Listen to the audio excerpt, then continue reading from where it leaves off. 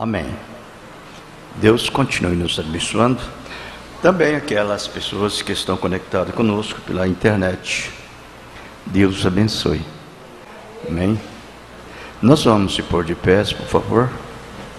Vamos ler o versículo 19 de Apocalipse 3.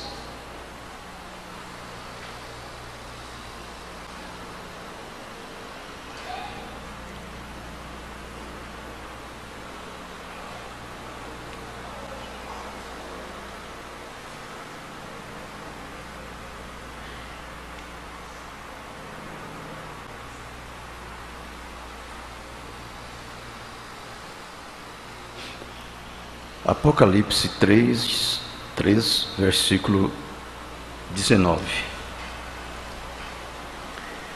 Eu repreendo e castigo a todos quantos amam. Sê, pois, zeloso e arrepende-te. Querido Jesus, dê-nos nesta noite o que o Senhor deu, quando o nosso precioso profeta trouxe esse recado do Senhor. E que possamos receber isto com todo o coração e o aceitarmos como nosso Senhor, o nosso Salvador, aquele que dominará sobre nós com um domínio eterno, no nome do Senhor Jesus Cristo, nós te pedimos. Amém. Podeis se assentar, irmãos. Agora, nós teremos um pequeno tempo com Deus, com a sua palavra, sob os cuidados do Espírito Santo, sob a unção, com muita honestidade e com toda a sinceridade de Deus nas nossas vidas. Porque, em verdade, nós sabemos que o que Ele foi, Ele continua sendo e sempre será. É um Deus imutável que não muda em seus modos.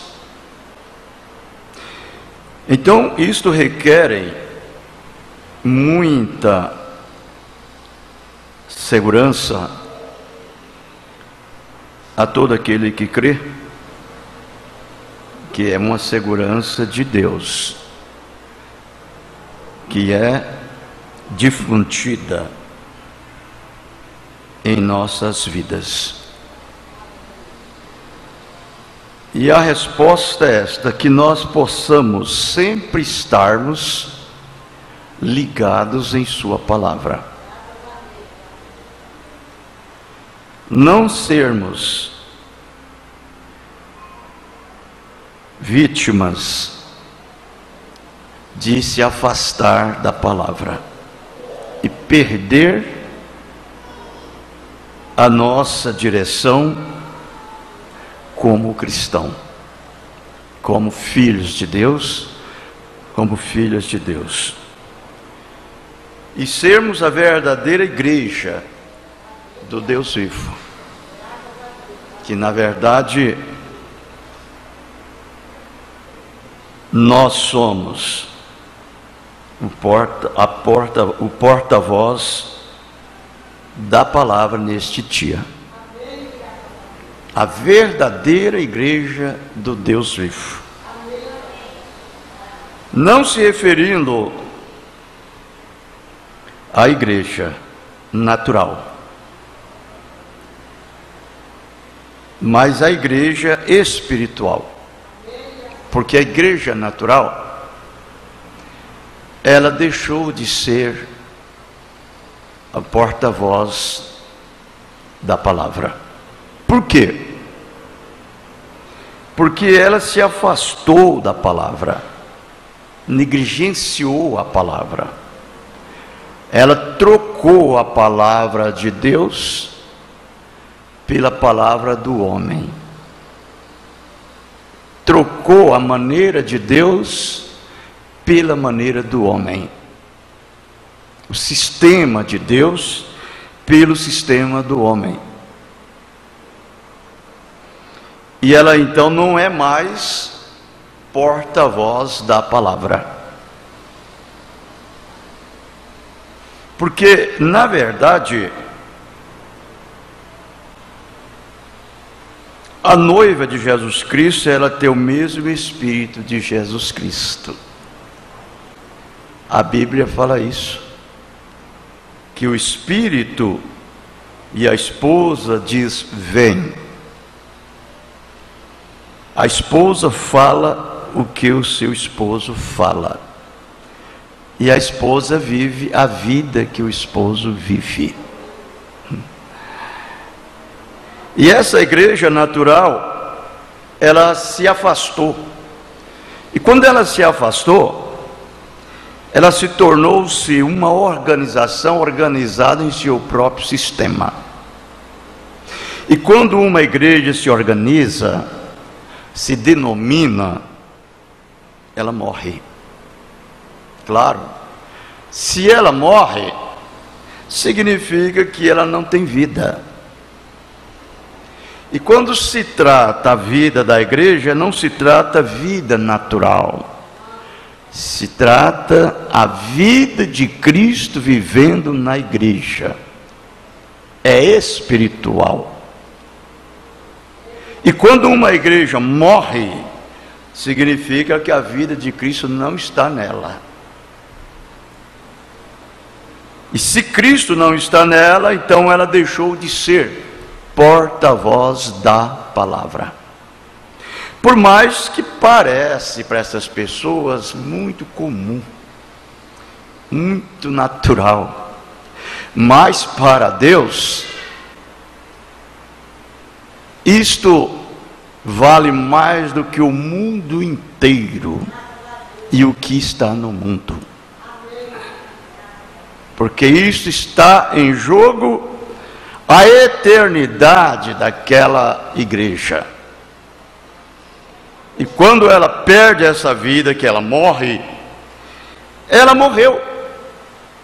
E a morte para Deus não é uma morte física, ela é morte eterna, separação eterna de Deus. Então isso deve ser ter cuidado com muito critério, através do Espírito Santo, para poder avaliar o tipo de espírito que nós temos, para sabermos se na verdade cada um de nós somos membros do corpo de Cristo. Dando continuidade nessa mensagem à Laodiceia, nós paramos no parágrafo 81. O profeta, ele fala a respeito das pessoas que compõem, que são componentes do corpo de Cristo. Essas pessoas, ele diz assim: as pessoas que receberam sua revelação, vejam bem,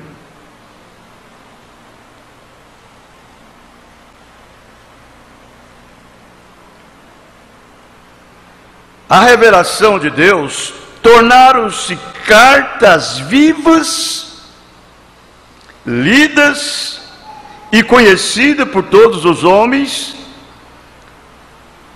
da sua geração. Você viu? Quando os metodistas falharam, Deus levantou outros, e assim tem prosseguido através dos anos, até que nesses últimos dias há novamente outro povo na terra que, sob o seu mensageiro, serão a voz final para a era final. Eu estou lendo a parte B do parágrafo 80. Agora o 81. Sim, Senhor, a igreja não é mais porta-voz de Deus. Ela é porta-voz de si própria. Ela tem os seus próprios credos, seus próprios dogmas, suas próprias ideias. Por isso, Deus está virando-se contra ela.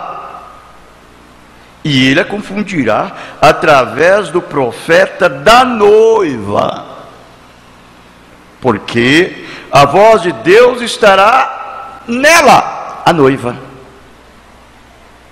A noiva, por isso que o verdadeiro eleito, como ele o ama, a palavra, e como ele deseja viver a vida que a palavra vive. Correto? Está assim, está assim, porque diz no último capítulo de Apocalipse 17, e o Espírito e a esposa dizem: vem. Uma vez mais o mundo ouvirá diretamente de Deus, como no Pentecoste. Porém, evidentemente, essa noiva palavra será repudiada, como na primeira era. Agora nós vamos entrar na mensagem. Ora, ele tem clamado para esta última era. Vocês têm a palavra, vocês têm mais Bíblia do que nunca, porém não estão fazendo nada com a palavra, exceto dividi-la e retalhá-la, e tomando o que querem e deixando de lado o que não querem. Você viu, irmãos? O que nós podemos ver aqui? Nós podemos ver a necessidade das pessoas ter o Espírito Santo na vida deles. Porque quando uma pessoa toma a palavra como quer e deixa dela o que querem, significa que ele não tem o Espírito para guiá-los na palavra. Porque quando o Espírito Santo te guia na palavra, ele não vai te dirigir só em parte da palavra, ele te guia em toda a palavra. Então ele vai dar para você aquela vontade de obedecer toda a palavra de Deus. Quando você faz alguma coisa que é errado e que a palavra corrige, aquilo te deixa afligido, não é mesmo?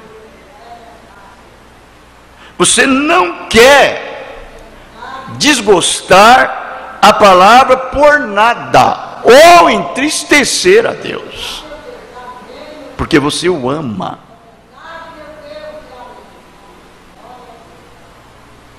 Vocês não estão interessados em vivê-la, mas em batê-la, ou digo, em debatê-la.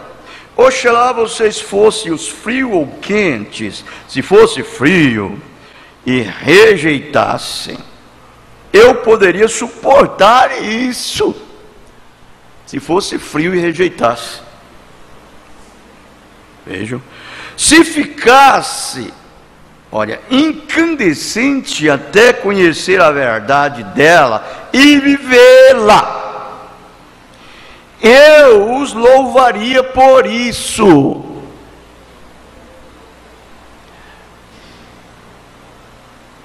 Porém, quando vocês simplesmente tomam a minha palavra e não a honram, eu em troca tenho que me recusar de honrá-los. Vomitá-los-ei, pois me causa náusea. Sempre, como eu sempre tenho dito, essa mensagem, o lema dela é viver a palavra, amar essa mensagem, abraçar essa mensagem, cumpri-la essa mensagem. Correto? Agora, qualquer um sabe que a água morna faz ficar enjoado no estômago. Se você precisa de um vomitório, a água morna é a melhor coisa disponível para se beber. Uma igreja morna tem feito Deus ficar enjoado, e ele declarou que a vomitará. Faz-nos lembrar de como ele se sentiu um pouco antes do dilúvio, não faz? Aquelas vidas de pessoas imundas e nojentas. Você sabe que naquela época é a mesma que estamos vivendo hoje. É a mesma. Não é diferente não. Porque você vai ver ali o Senhor Jesus Cristo falando aquelas mesmas palavras. Ele diz: como foi nos dias de Noé. Eles plantavam, eles colhiam, eles vendiam, eles edificavam, eles casavam, eles davam em casamento, até a hora que Noé entrou na arca, eles não viam. Como foi nos dias de Sodoma e Gomorra. Deus tirou Ló de Sodoma e mandou fogo e destruiu. Vê aquele sodomismo como estava imperando naquele dia. A sodomia, homem se inflamando com homem. Homossexual. É do mesmo jeitinho hoje, irmãos. Aquilo deixou o nosso Senhor enjoado, causou náusea para ele. O que ele fez? Destruiu com água, destruiu com fogo. Hoje é a mesma coisa. Para Deus, oxalá a igreja fosse fria ou quente, melhor que ela fosse fervente, quente. Amém. Você tem o Espírito Santo dentro de você. Ele é um fogo, ele é uma brasa. Você sabe que ele é uma brasa? Ele é uma brasa viva, o Espírito Santo. Agora você faz um quadro, você carregado, cheio do Espírito Santo, com esse fogo abrasador dentro de você. A Bíblia disse isso, Isaías 6. Quando o profeta Isaías estava naquele estado, naquela situação, ele que viu-se a si mesmo em pecado, em iniquidade, habitando entre um povo cheio de pecado, de iniquidade. Ele diz: ai Senhor, que eu pereço, tem misericórdia de mim. O que Deus fez? Foi ali com uma tenaz no altar e tomou uma brasa viva do fogo queimando. E o que fez? Purificou a vida de Isaías. Purificou. Essa deve ser o estilo do cristão verdadeiro. Cheio do Espírito Santo, queimando com esse fogo, quente. Esse crente formal, morno, não é nem frio e nem quente, ele é morno. Eu não estou sentindo nada. Não estou sentindo nada. Morno! Veja, irmãos, quando você deve estar queimando, a chama deve estar acesa, o fogo deve estar queimando, porque todos os verdadeiros filhos de Deus, eles estão juntos, eles não estão separados um do outro, não. Você está separado fisicamente, mas espiritualmente não. Espiritualmente você está queimando. Você é um tição, eu sou um outro tição, o outro é um outro tição, e esses tição se ajuntando, isso pega fogo. Aleluia, amém? Ele fica em chama. Que coisa boa. Quente, queimando. Mas ela não é assim. A sentença foi decretada para essa igreja morna. Ela não é mais a voz de Deus para o mundo. Ela sustentará que é, porém Deus diz que não. A sua vida prova, seu testemunho prova.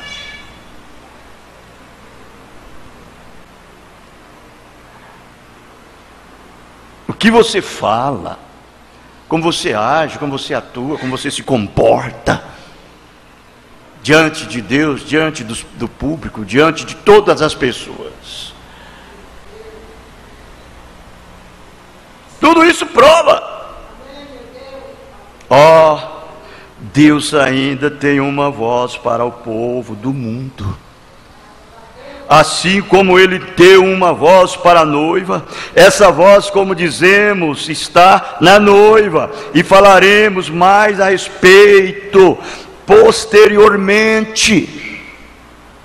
Apocalipse 3, versos 17 e 18, como dizes: rico sou, estou enriquecido e de nada tenho falta, e não sabe que és um desgraçado, miserável, pobre, cego, nu. Conselho-te que de mim compres ouro provado no fogo, para que te enriqueças em vestidos brancos, para que te vistas e não apareça a vergonha da tua nudez, e que unge os teus olhos com colírio, para que veja. Agora, a nudez que o Espírito Santo está falando aqui não é somente a nudez física, não, é a nudez espiritual também. E o colírio, para que veja, não é ser cego fisicamente, não, é cego espiritual, para não poder ter visão, não ter a revelação da palavra, para saber como você está indo diante de Deus. Se na verdade São João 14, 12 está identificado com você, e você é identificado com Ele. Correto?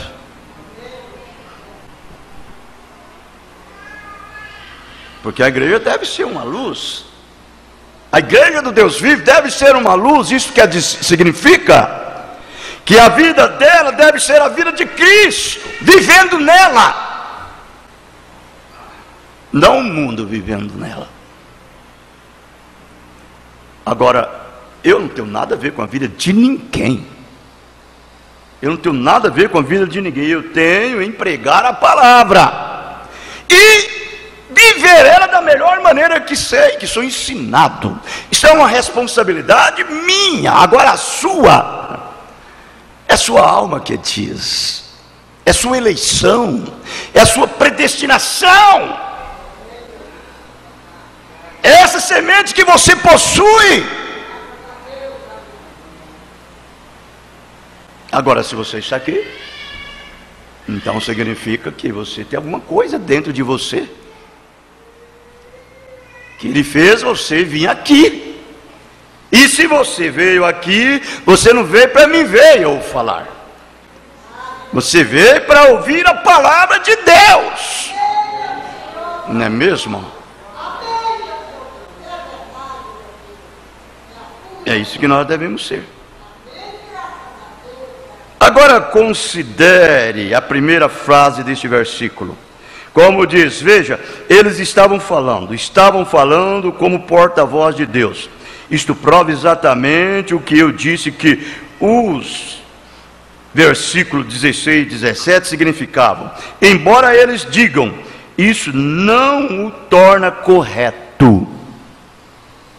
A Igreja Católica diz que fala por Deus, afirmando que ela é a segura voz do Senhor. Como um povo pode ser tão iníquo espiritualmente, é o que não posso entender. Porém, eles produzem de acordo com a semente que está neles. E nós sabemos de onde veio essa semente, não é verdade? Amém. Não tem jeito de esconder.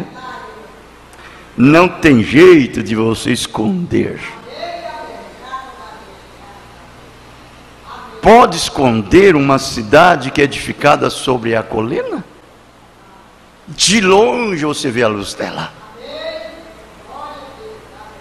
Pode colocar a lamparina debaixo do arqueiro e esconder? Não pode.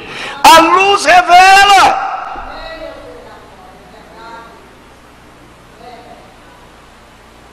Não tem jeito. A igreja de Laodiceia diz: rica sou, estou enriquecida, de nada tenha falta. Essa foi sua autoavaliação. Ela olhou para si mesma e é isso que viu. Ela disse: rica sou. O que significa? Que ela é rica nas coisas do mundo. Do mundo. Ela está se jactanciando diante de Tiago 2, versos 5 e 7. Ouve, meus amados irmãos, porventura não escolheu Deus aos pobres deste mundo para ser ricos na fé e herdeiros do reino que prometeu aos que o amam? Mas vós desonraste os pobres. Porventura não vos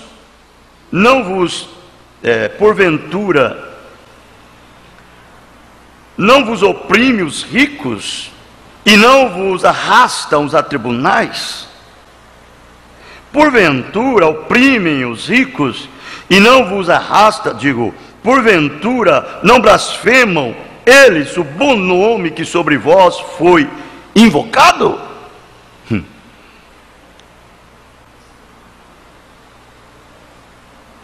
Você sabe que quando você faz recepção de pessoas, esse apóstolo aqui estava dizendo, um pouquinho mais acima nessa escritura, ele diz: entra o rico e o pobre dentro da igreja ou na sua casa, e você deixa o pobre em pé e manda o rico assentar.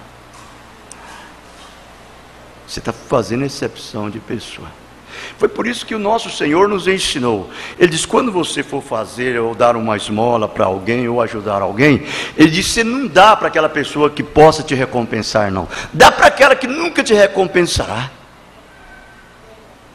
Que o Pai Celeste, o Senhor que está nos céus, Ele te recompensará na ressurreição.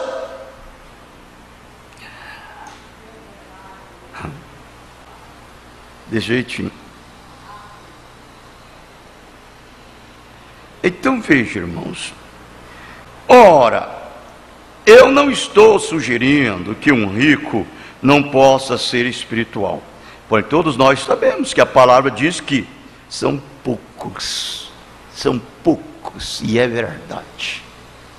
Rico não quer nada com Deus, não. O Deus deles é o dinheiro. Deus deles é o mundo. O Deus dele é honraria, é posição, é popularidade, é nome, é renome e, acima de tudo, dinheiro.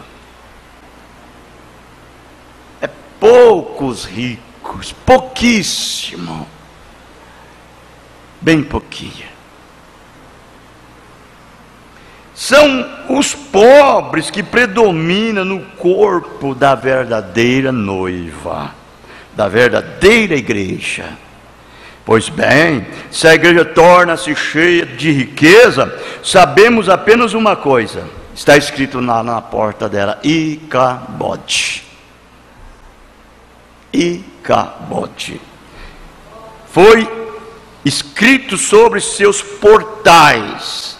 Não se pode negar isso, pois é a palavra. Por falar a respeito da riqueza da igreja, ora, nunca houve tamanha demonstração de riqueza. Os belos santuários se multiplicaram em número como nunca antes. Os vários grupos disputam entre si para ver quem pode construir o maior e o mais atraente. E eles constroem centros educacionais no valor de incalculáveis milhões. E esses edifícios são usados apenas 1 ou 2 horas por semana. E agora isso não seria uma coisa tão terrível, porém eles esperam que esse pequeno tempo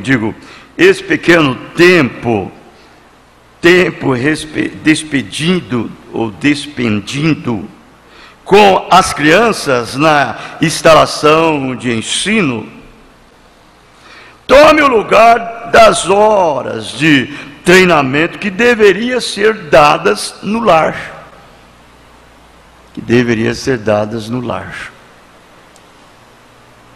Bem, hoje é quarta-feira, né? É uma palavra de quê? De ensinamento. Correto. Quarta-feira.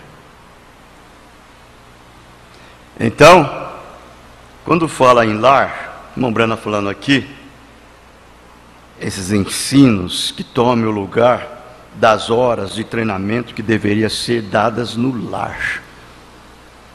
Hoje você ensina em casa comportamento, a postura, a educação de um filho, na sua casa, no seu lar, e depois chega no tempo dele levar eles para a escola, e quando eles vão para a escola, lá os próprios professores tiram tudo que eles aprenderam no lar.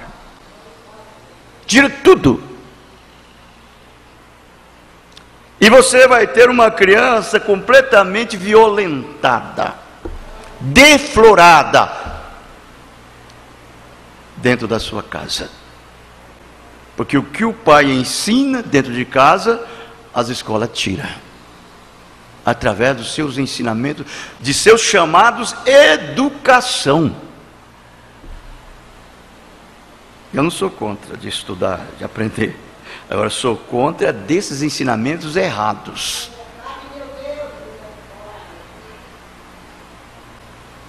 Vamos prosseguindo. O dinheiro tem entrado tão abundantemente na igreja, que diferentes denominações possuem ações e bônus, fábricas, poços de petróleos, companhias de seguro. Eles têm despejado muito dinheiro em fundos de previdência e aposentadoria. Ora, isso soa bem, porém tem se tornado um laço para os ministros, porque se decidem deixar seu grupo em troca de mais luz ou do amor de Deus, e eles perdem suas pensões, se eles ficarem com a palavra. Ou eles ficam com a igreja, os seus ensinamentos da igreja, a maneira da igreja, ou então eles vão perder a pensão deles.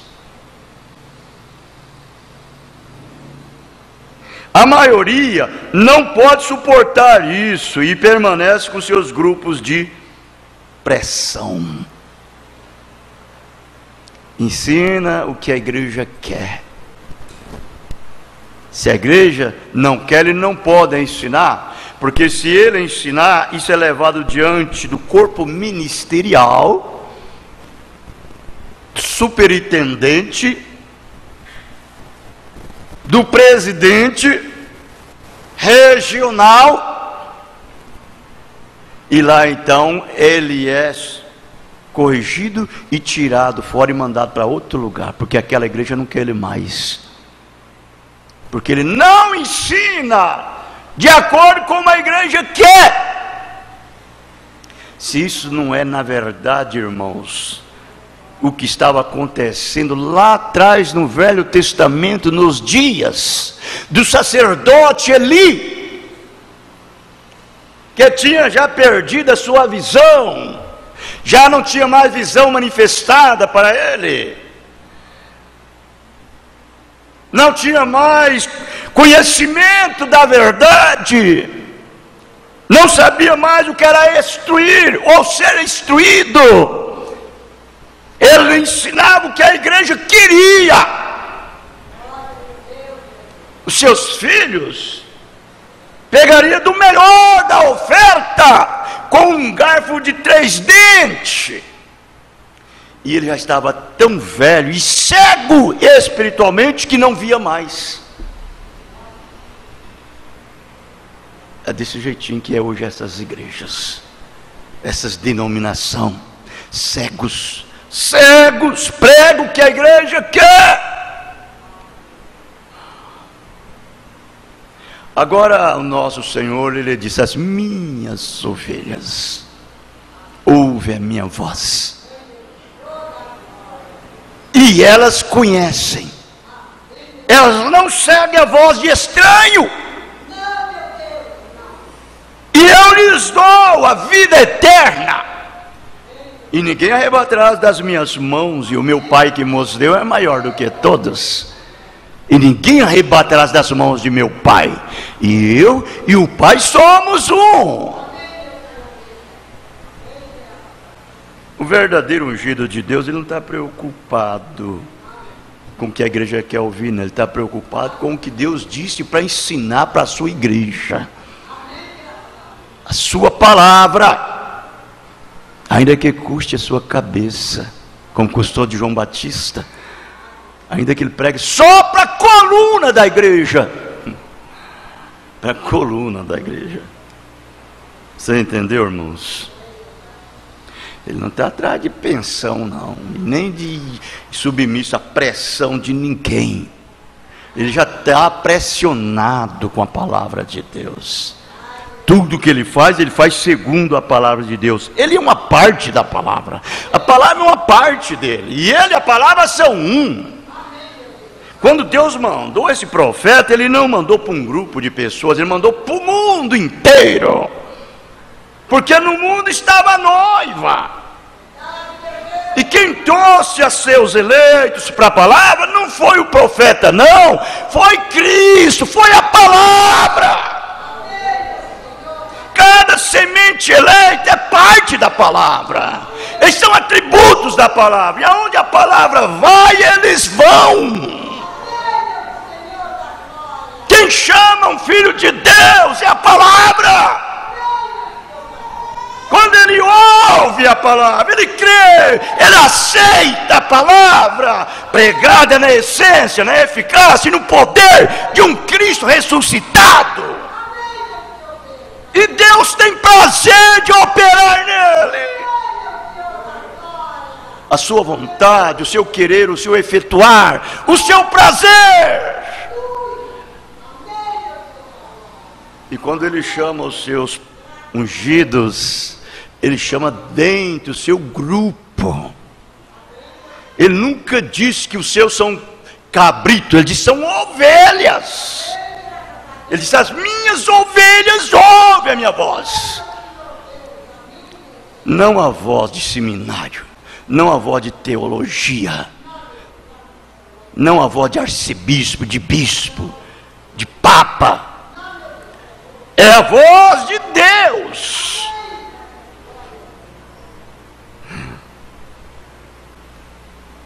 E agora, não esqueça que esta é a última era. Sabemos que esta é a última era, porque Israel voltou para a Palestina. E se cremos que Ele realmente vem, então deve haver algo errado com aqueles que estão construindo tão vastamente. Isso nos faz pensar que essas pessoas planejam permanecer aqui para sempre, ou que faltam centenas de anos para a vida de Jesus. Eles fazem planos, faz isso, faz aquilo e faz aquele quadro, como que se Jesus vai demorar a vir, ou eles vão viver aqui eternamente. A noiva, ela já está concentrada dentro da palavra, ela já está impressionada com a palavra, ela já está pronta, preparada, só esperando a voz de arcanjo dizer: sube cá, a trombeta, esse poder restaurador dentro desse corpo, essa voz de ressurreição que está dentro da noiva.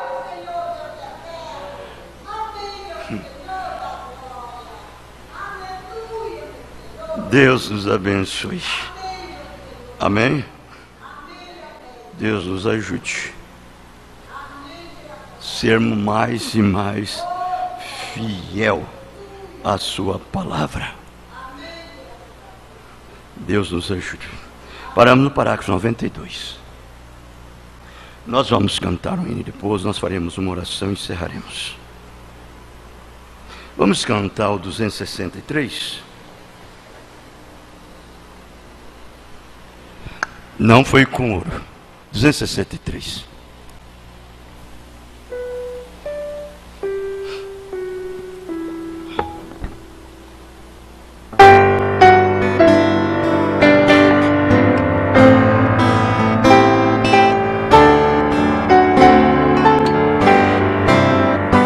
Nós, os salvos do Senhor, caminhemos com valor. Ele guarda o coração, Cristo é a nossa salvação. Não foi com ouro que nos comprou Jesus, mas com seu sangue vertido lá na cruz. Nós que somos salvos, vamos sem temer, sempre por seu sangue o mal vencer. Pela morte de Jesus recebemos vida e luz, do abismo de horror não temos mais nenhum temor. Não foi com ouro que nos comprou Jesus, mas com seu sangue vertido lá na cruz. Nós que somos salvos, vamos sem temer, sempre por seu sangue o mal vencer. Seguiremos o Senhor, pois nos guia o Criador, nos concede paz real, nos dá repouso eternal.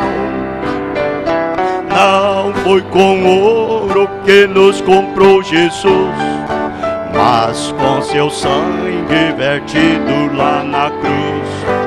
Nós que somos salvos, vamos sem temer, sempre por seu sangue o mal vencer. Tu que não tens salvação, abre já teu coração, deixa Cristo te salvar e para o céu te preparar. Não foi com ouro que nos comprou Jesus, mas com seu sangue vertido lá na cruz. Nós que somos salvos, vamos sem temer, sempre por seu sangue o mal vencer.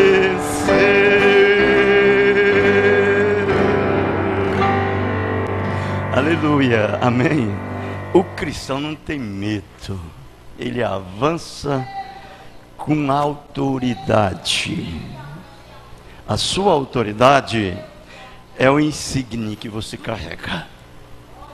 É a sua autoridade, é o insígne que você carrega, que é o sinal, é a sua roupagem, a sua vestimenta branca, é o seu colírio, que você pode ver tudo bem visto. E aí você anda como um verdadeiro súdito, nascido no reino celestial, que o rei é Jesus. Amém? O sangue de Jesus Cristo está sempre sobre você, fazendo uma propiciação pelas suas falhas. E você é agradecido por isto. E você sabe que isto é a verdade, porque você é a verdade materializada. Correto? Deus em você. Tudo que foi Deus derramou em Cristo, e tudo que é Cristo está na igreja, e a igreja no reino restaurado. Pode seguir em frente. O profeta diz: não tenha medo, trigo de Deus, segue em frente, Deus vos recompensará. Aleluia. Aí fica esse crente abafado com as coisas do mundo aí. Eu não sei como vai ficar mais para frente para ele, porque eu não vou estar nem aqui. Eu não sei. Eu acho que é hora de você pedir a Deus: Senhor, corta, quebra essa corda, rebenta essa corrente, me deixa livre. Me deu estímulo, Senhor, de congregar, me deu estímulo de estar junto. Eu quero estar com aquele amor fervente dentro de mim. Não é esse crente morno, não. E nem frio, é quente, queimando. Amém? Deus continue nos abençoando. Deus derrama a sua graça e a sua misericórdia em nossos corações e nos anima a fazer tudo certinho. Que Ele seja para nós o nosso ânimo. Senhor Jesus, despede-nos em paz, leva-nos em paz, guarda-nos e nos protege de todos os males, agora e para sempre. Amém. Deus abençoe e abençoe um outro no nome do Senhor Jesus Cristo. Estamos terminados. Amém.